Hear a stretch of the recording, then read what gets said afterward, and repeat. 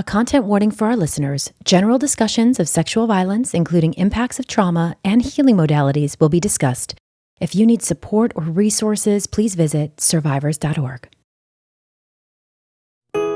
Hello and welcome to the very first episode of the survivors.org podcast. I'm your host, Angela Rose, the founder of PAVE, Promoting Awareness, Victim Empowerment.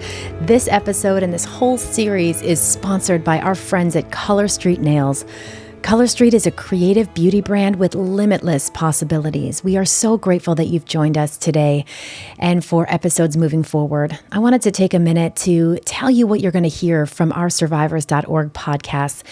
You're going to learn different modalities of healing, different ways for survivors to thrive after trauma. You're going to hear from survivors and mental health experts and celebrity talent, all with a passion for healing after trauma.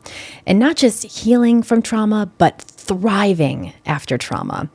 So just a little bit about my own background as the host. We thought you should know a little bit about me personally. I've been in the movement of shattering the silence of sexual violence for 25 years. Out of my own journey of overcoming sexual assault and kidnapping, I was able to found the national nonprofit called PAVE, which stands for Promoting Awareness, Victim Empowerment. And PAVE works across the country and abroad to not only help survivors thrive after trauma, but we also have a focus on prevention. And so our three pillars of PAVE is education and training, social advocacy, and survivor support. And this podcast is not only for survivors and their families, but for anybody who's interested in learning more about this, because every single person knows somebody who's been impacted by sexual assault.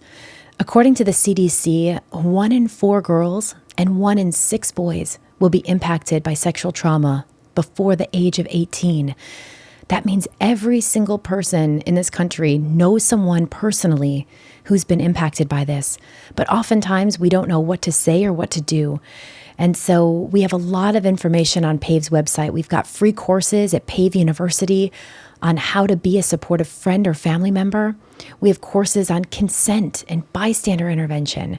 PAVE is in schools across the country teaching about healthy relationships, and also the K through 12 space we're very passionate about, but also in college and on military bases, as well as in corporate America. We have trainings for first responders and law enforcement.